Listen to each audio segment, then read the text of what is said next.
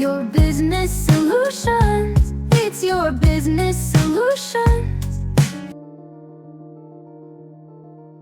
Sunana Nasiru Hassan daga Sky ID. A ɓangaren da nika aiki shine ɓangaren sayarwa da talla.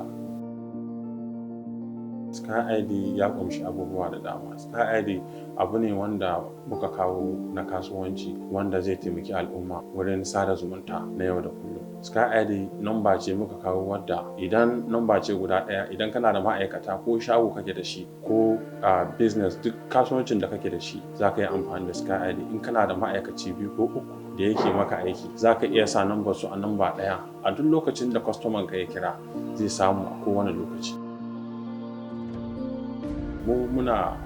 Muna aiki na sayarwa a Sky ID kuma da tallashi. Muna nuna wa mutane cewa ga muhimmancin Sky ID, sannan ga alherin da zai kawo a kan kasuwancinsu.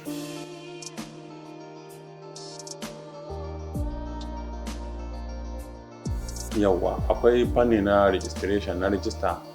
Za ka je ka yi, idan ka je za ka iya duba a wayanka, za ka yi a Sky ID NG.